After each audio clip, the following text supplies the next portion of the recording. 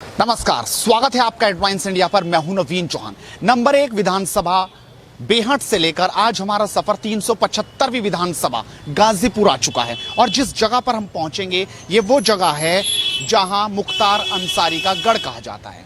दरअसल जहां पर हूं इस वक्त ये आप देख सकते हैं, ये है गजल होटल जो 16 साल पहले बनाया गया था। मुख्तार अंसारी की पत्नी अफशा अंसारी के नाम पर था, यानी मुख्तार अंसारी की प्रॉपर्टी थी और इस गजल होटल पर योगी का डंडा चला और यहाँ पर आप देख सकते हैं कि इसे ध्वस्त कर दिया गया। यहाँ पर जहाँ जहाँ उनकी प्रॉपर्टी थी उस पर जबरदस्त कार्रवाई चल रही है और परसों की बात है जब पुलिस सुबह 10 बजे यहाँ पर आती है और तमाम ये नीचे दुकान आप देख रहे हैं, लगभग 17 दुकानें हैं, इनको तुरंत ताबड़तोड़ कार्रवाई करते हुए सील कर दिया गया। इससे पहले ऊपर जो बिल्डिंग थी उसे ध्वस्त कर दिया गया था, लेकिन नीचे कुछ दिन की मोहलत दी गई थी और ये आप देख सकते हैं कि पुलिस ने पूरे स्टिकर लगा दिए। यानी जो मुख्तार अंसारी का यहां पर डंका बजता होगा किसी दौर में, जब ये प्रॉपर्टी बनाई गई होगी 16 साल पहले, यानी 2005 की बात है, जब पूरी तरह से उनके नाम से लोग कांपा करते थे। और अब ये देख सकते हैं कि पुलिस ने किस तरीके से इसको ध्वस्त किया है। ताबड़तोड़ इस पर बुलडोजर चले हैं, लेकिन नीचे 17 दुकानें रही थी, इसे छोड़ दिया गया था और इन्हें अल्टीमेटम दिया था कि आप अपनी दुकानें खाली कर लें। ऊपर आप देख सकते हैं कि कार्यालय जिला मजिस्ट्रेट गाजीपुर के आदेश संख्या 78/18 जे थाना मोहम्मदाबाद कुर्की 2021।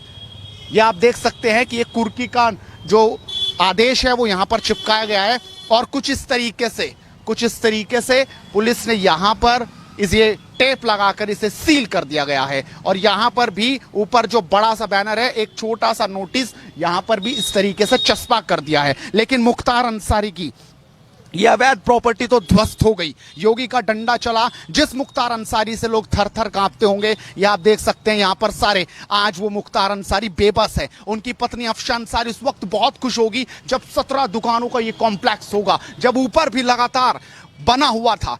उम्मीद थी उन्हें 1 लाख रुपए महीना नीचे से इससे आमदनी होती थी और ऊपर भी। लेकिन सवाल यह है कि अवैध तो प्रॉपर्टी उसने बनाई और खामियाजा बेचारे ये दुकानदार, ये आप देख सकते हैं, ये दुकानदार जो अचानक अब छोड़ चुके हैं और इन्हें कम से कम अब खामियाजा यहां पर भुगतना पड़ रहा है। ये दुकानदार जो अपनी रोजी रोटी इन्हीं दुकानों से चलाते थे, कोई ज्वेलर्स की दुकान थी, कोई कपड़ों की दुकान थी, कोई जूतों की दुकान थी और आगे कोई और तमाम दुकानें इसी तरीके से, कोई इलेक्ट्रॉनिक्स की दुकान थी और बर्तन की दुकान थी। लेकिन वो 10 बजे, जब 2 दिन पहले 10 बजे होंगे सुबह के, तुरंत पुलिस आई और सील हो गई और ये अब यहां सड़क पर आ चुके हैं। इनसे बातचीत करते हैं। क्या नाम है? संजय वर्मा, महालक्ष्मी ज्वेलर्स मेरी दुकान है। ये आपकी दुकान है जी। तो क्या मतलब पुलिस ने पहले से अल्टीमेटम आप लोगों को दिया था कि नहीं? पुलिस ने हम लोग के साथ छल किया है। हम लोगों को पहले कोई अल्टीमेटम नहीं दिया गया। एक सीज करने से 1 दिन पहले रात में वो लोग आए, करीब 7-8 बज रहे थे रात में। उन्होंने कहा कि आप रातों रात दुकान अपनी अपनी खाली कर लीजिए, आप लोगों को 2-4 घंटे की मोहलत मिल रही है, आप लोग उसी में अपनी दुकानें आप लोग खाली कर लीजिए। फिर सुबह वो लोग 11 बजे आए और एकाएक कार्रवाई हम लोग पे शुरू कर दिए। हम लोग का आपा ढापी में देखिए, हम लोग हमारी तिजोरी भी वहीं पे आज की डेट में उसी तरफ पड़ी हुई है। देखिए वो तिजोरी भी इनकी है।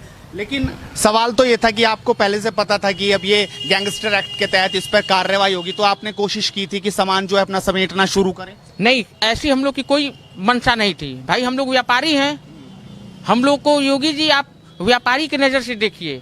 हम लोग कोई 107-16 के मुकदमे भी वांछित नहीं हम लोग हैं। हम लोग सारे व्यापारी हैं। हम ही लोग के वोट से कहा जाता है कि ये बनियों की सरकार है, लेकिन योगी जी नजरिया अपना बदलिए, उस नजरिए से हम लोग को न देखा जाए। आप कह रहे थे कि ये ध्वस्त नहीं होना था?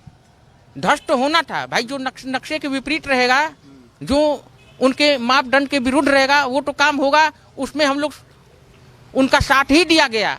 उस समय भी हम लोग, लेकिन मोहलत अभी देनी थी, आप ये मानते हैं कुछ मोहलत देनी थी? कुछ मोहलत देनी चाहिए थी सरकार को। अभी कुछ बातचीत हुई आखिरी की भाई अभी कुछ दिन बाद फिर से कुछ? डीएम साहब ने हमको अभी कल रात में, डीएम साहब ने हम लोग को अभी कल, मनोज सिन्हा का इस समय कार्यक्रम, राज्यपाल जी आए हुए हैं जम्मू कश्मीर के, तो डीएम साहब से रात में 8 बजे हम लोग उनके आवास पे मुलाकात वहाँ पे सारे व्यापारियों ने किया। तो उन्होंने कहा कि 2 दिन का हमको मोहलत दीजिए, हम लोग आपके सहयोग कर रहे हैं और जहाँ तक होगा आपका सहयोग हम करेंगे। अच्छा, ये तो वो बात हो गई, करे कोई और भरे कोई।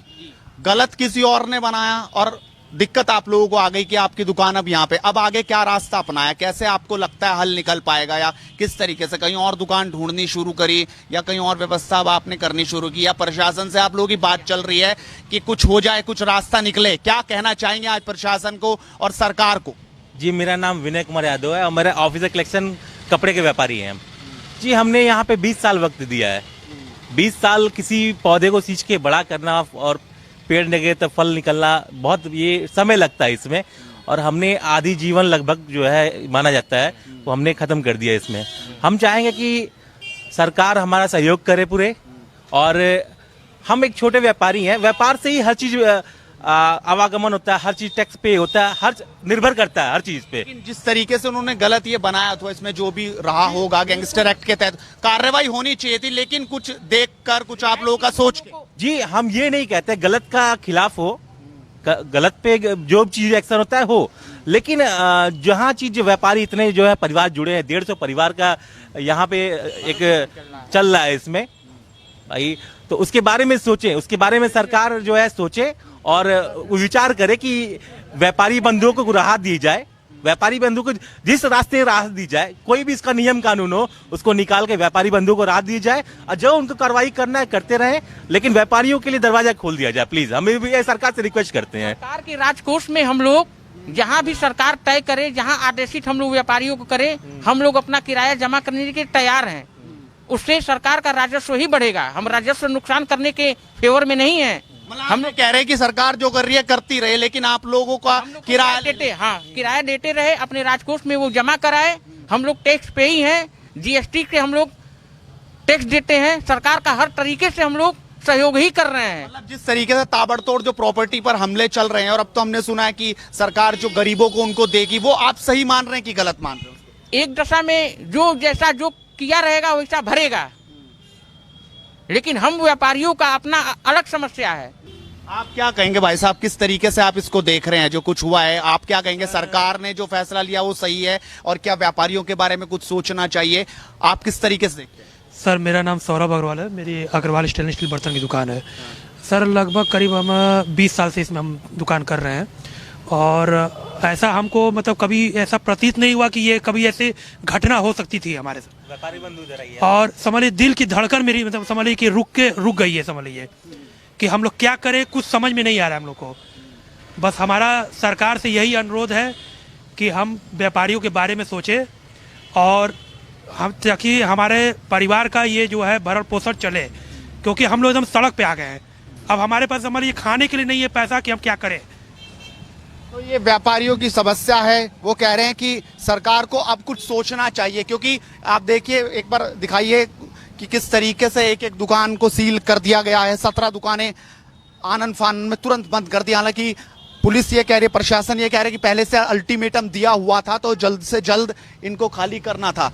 लेकिन ये देख सकते हैं आप कि किस तरीके से ध्वस्तीकरण हुआ होगा, और टेप लगा दी गई, और ताबड़तोड़ कार्रवाई पुलिस की चल रही है। यानी एक तरह से कहा जा सकता है कि जैसा ये हुआ है ये लगातार चलता रहेगा। तो इस कॉम्प्लेक्स में सबसे ज्यादा दिक्कत अगर किसी को हुई इसके टूटने के बाद, ध्वस्तीकरण के बाद, सील के बाद, तो वो व्यापारियों को है। ये व्यापारी हैं, ये जो खड़े हैं, ना किसी पार्टी का पक्षधर है, ना किसी का विरोध में है, लेकिन इनकी बस एक ही बात है कि कम से कम ये जो अपनी जीविका चला रहे थे इनके द्वारा, उस पर कुछ सरकार को सोचना चाहिए। एक भाई साहब हैं, किस तरीके से आप देखते हैं? आपकी काहे की दुकान थी? सर, हमारी किड्स वेयर की शॉप थी सर। हम 20 सालों से जुड़े हुए हैं दुकान से सर। हम लोगों को पता नहीं था कि एक बार कितना बड़ा हादसा हो जाएगा। हमने दुकान ये जानकर नहीं लिया था कि अवैध है कि नहीं अवैध है। हमने दुकान तो जीविका के लिए लिया था सर। 20 साल हमारी दुकान चल रही है। एक बार प्रशासन ने हमारी दुकान को खाली करा दिया बिना नोटिस देना, बिना किसी आदेश के। और सर हम लोग रोड पे आ गए, हमारा सामान बिखरा हुआ है। हम लोग पारिवारिक आदमी है सर, जाएंगे कहाँ? इसके बारे में अपना क्या कहना चाहेंगे प्रशासन को? क्या कुछ अब आपको लगता है कि होना चाहिए? देखिए, प्रशासन से माध्यम से, आपके मीडिया के माध्यम से मैं माननीय योगी आदित्यनाथ जी को ये पहुंचाना चाह रहा हूं कि सर हमारे बारे में आप सोचें, ना कि हम गुंडे हैं, ना माफिया हैं, ना कुछ हैं। हम डेली कमाने वाले हैं, डेली खाने वाले हैं। और योगी जी हमारे हित के बारे में सोचें कि हम लोगों का 19 परिवारों का जीविका कैसे चलेगी।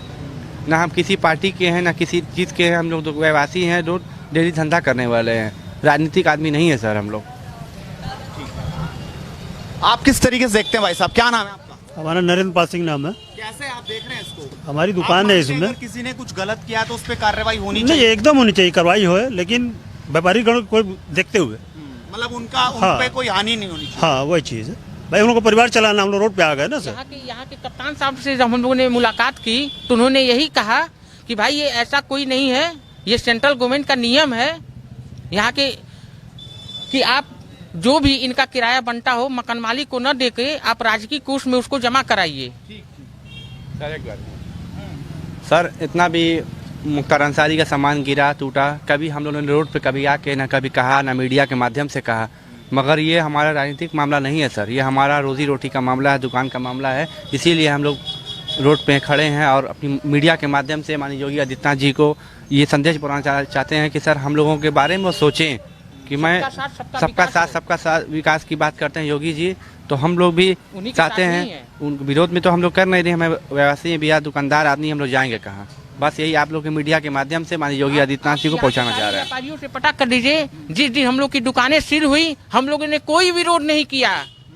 एक व्यापारी जो होता है जाड़ा गर्मी बरसात सहता है, उसी को हम लोग ध्यान में रखते हुए हम लोग ने सोचा चलिए जो करेंगे भगवान अच्छाई करेंगे। ठीक है, मौके पे जो मुनादी हो रही है, ढोल नगाड़ा पीटा जा रहा है, चलिए हो जाए, जो मीडिया में आना चाहिए वो सब आए, लेकिन उसके बाद व्यापारी हित को ध्यान में रखकर फिर से इस पे विचार करते हुए राजकीय कोष में जितने दुकानदार हैं सब लोग किराया जमा करने के लिए तैयार हैं।